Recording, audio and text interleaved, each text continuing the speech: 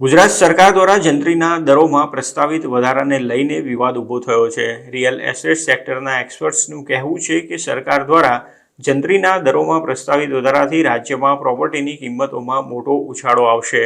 હવે આને લઈને confederation of real estate developers association of ઇન્ડિયાના ગુજરાત ચેપ્ટરે સરકાર સામે બાયો ચડાવી છે।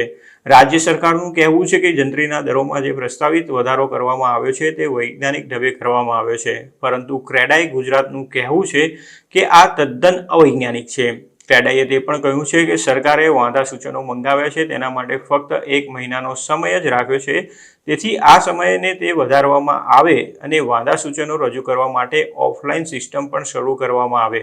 આ સાથે ક્રેડાઈ ગુજરાતે પણ ચીમકી આપી છે કે જો સરકાર પ્રસ્તાવિત વધારા પ્રત્યે ધ્યાન નહીં આપે અને આ સમસ્યાનું સમાધાન નહીં લાવે તો તે કોર્ટમાં જશે।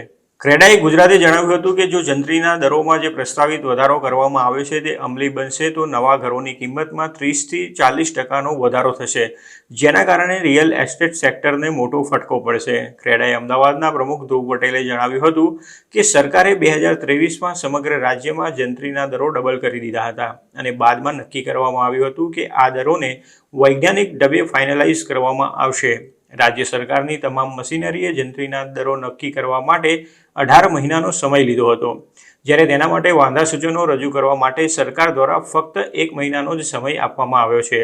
લોકો આટલા ઓછા સમયમાં વાંધા સૂચનો રજૂ કરી શકશે નહીં, તેથી ક્રેડાઈ ગુજરાત દ્વારા આ સમયગાળાને વધારીને 31 માર્ચ 2025 સુધી કરવામાં આવે તેવી માંગ કરવામાં આવી છે।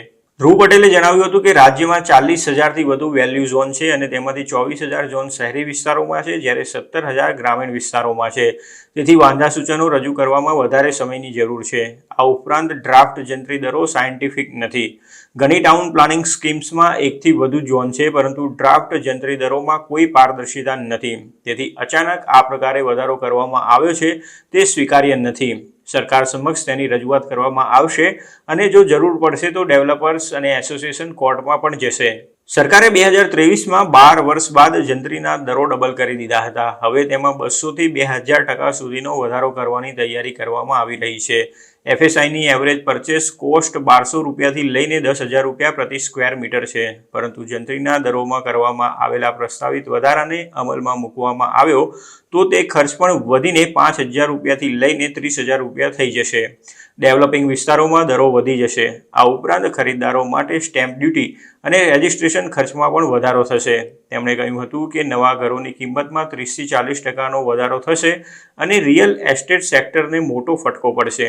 જંત્રીના દરોમાં પ્રસ્તાવિત વધારો અમલમાં આવશે તો રીડેવલપમેન્ટ અને સ્લમ રીડેવલપમેન્ટ પ્રોજેક્ટ્સને પણ અસર થશે, તેમ ધ્રુવ પટેલે જણાવ્યું હતું।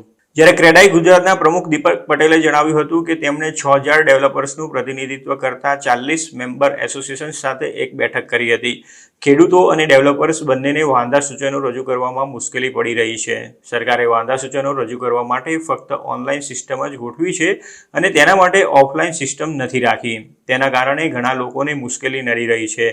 ખાસ કરીને ખેડૂતોએ લેખિત અરજીઓ કરી શકાય તેવી માંગણી કરી છે, કેમ કે તેમના માટે તે વધારે અનુકૂળ રહેશે।